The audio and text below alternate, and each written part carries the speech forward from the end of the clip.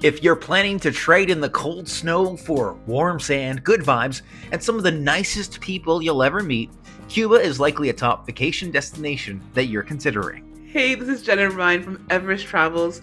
Today we're going to share some travel tips and important things to consider before boarding the plane to Cuba. Before we begin, please consider leaving a like and subscribe for more Cuba travel tips and resort reviews. Tip number 1. Be prepared for power outages. On our most recent trip, we lost power a handful of times, but never for long periods. The first time the lights went off was at the airport. Shortly after we arrived, we were going through immigration, and then the lights, they just went out. In total, the lights were out for maybe 2 minutes, and then waiting for all the systems to restart, it took about 10 minutes before the line started to move again. The next time we lost power was at our resort mid-afternoon. We were in our room and the lights went out, but at that time, we just headed straight to the beach. That's the reason we were there after all, so the power outage didn't really bother us. However, we have heard stories of longer outages at different times of the day, so well, it's not a guarantee that you'll experience a power outage when visiting Cuba. Enter with the understanding that there's a possibility it may happen. Tip number 2. Bring cash for tips. Alright, that makes sense, but what's the right type of cash to bring? Unlike most places you travel, your credit card won't do as much good as you'd experience at home. While a variety of places do accept some credit cards, keyword some, American credit cards, they're not typically accepted. You may think it's wise to exchange your coins into local Cuban pesos, but one of the first things your travel reps or resort workers will let you know is they prefer to receive Canadian or American currency as it holds more value. When you leave the resort, you'll be met with a mostly cash-only economy. And while on resort, you'll be waited on by extremely friendly, hardworking staff members who deserve the tips you leave. Always keep your pockets full with some dollar bills, loonies, or toonies as a reward for their great service. The talking point of coins as tips on resorts is a hot button one, as loonies and toonies don't hold any real value off resort. However, at all the ones we visited, they accepted the coins as tips and often traded the coins collected later with guests for larger bills. If you're looking to break a $10 bill, just ask the bartender and they'll likely have some loonies or toonies around to help you out. Tip number 3. In addition to cash, bring supplies. Cash may be king, but supplies like toothpaste, baby formula, and other essentials are just as appreciated. You'll be surprised by the reaction you get when you drop off something as simple as a t-shirt or hygiene products, kid stuff. Things that we might take for granted back home are amazing gifts for some of the workers there. If you have the real estate available in your suitcase, it's definitely worthwhile bringing things down, and it will also guarantee that your suitcase will be a whole lot lighter on the way back. If you're wondering what supplies would be good to bring down, we have a list of some items up on the screen currently.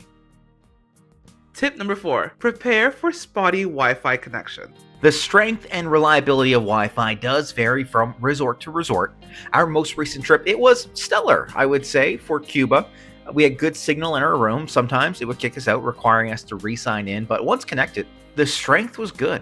However, outside of the room, in most of the common areas, it was pretty much non-existent. This example was a positive Wi-Fi experience, but we had frustrating experiences at others. One of the resorts we stayed at only had limited access in the lobby, and it required us to enter our passport number and a unique generated code every time we wanted to connect. Another thing to consider, if you're loading up your iPad or tablet with downloaded videos on Netflix, Disney Plus, or other streaming apps, the moment you connect to a local network is the moment you could lose access to your downloaded content, as streamers operate differently country to country, and there are very limited options in Cuba. If you need to stay connected for work or family, there are eSIMs available for Cuba, and of course, your mobile provider will likely have an offer for international roaming that you can always add to your phone that will allow you to have a more stable connection to the internet. Tip number 5. Don't believe everything you read about food in Cuba. The one thing we always see when researching Cuba travel or Cuba resorts, it's food. People complaining about the quality of the food.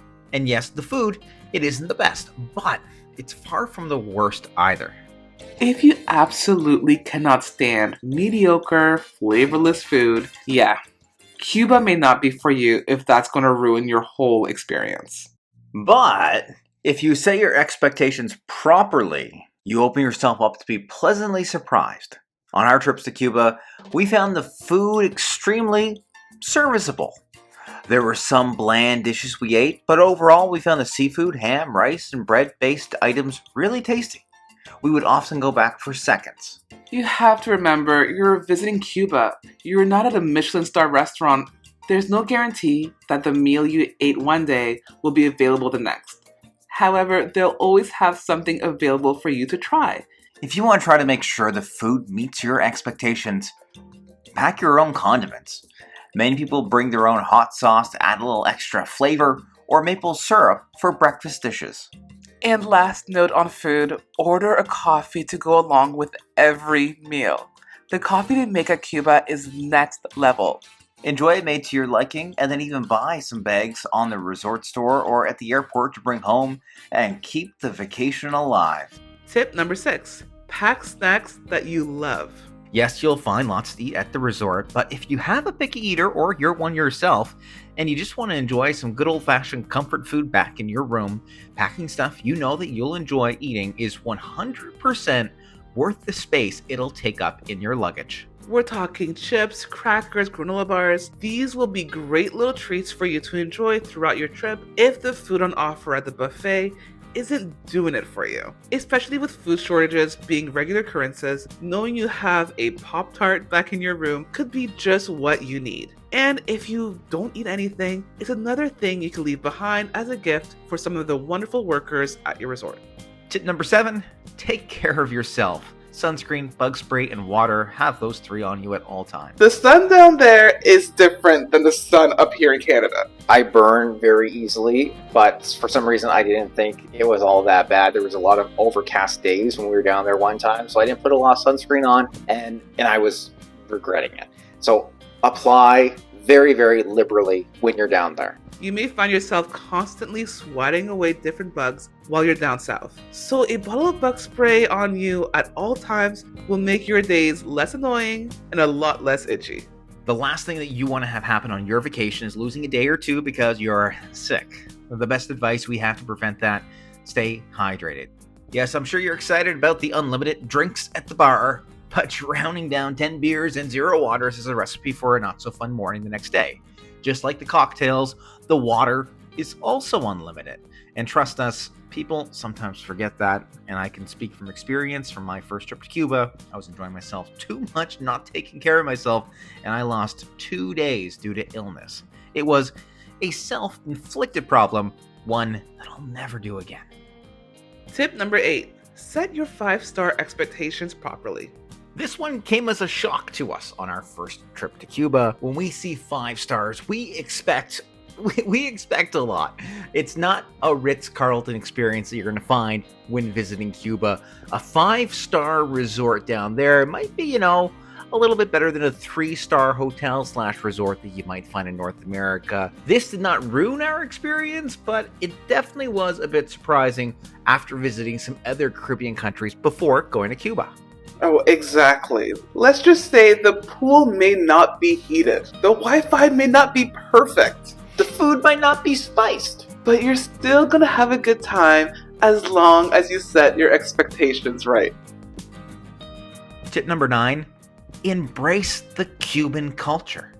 Cuba is a cultural gem. Immerse yourself into one of the most alluring areas on the planet. From the music to the dancing and the 1950s aesthetic, you really feel like you've gone back into time when visiting. While on resort, the food may not live up to your standards, but when walking through local Cuban marketplaces, you won't want to pass up some of the dishes on offer. Keep in mind about restrictions your country may have when bringing back some wood, food, or other products. The last thing you want to do is throw your souvenir in the trash. If you feel safe to do so, leaving the resort really amps up the authentic experience. Yes, you'll get a flavor of what the country is all about while on resort, but nothing beats walking the streets yourself. Most resorts have excursion desks available through travel providers, so if interested in a guided tour, that's a good place to start. And that's our look at some tips to consider for heading down to Cuba. If you found this video helpful, please leave a like and subscribe for more Cuba travel videos and resort reviews.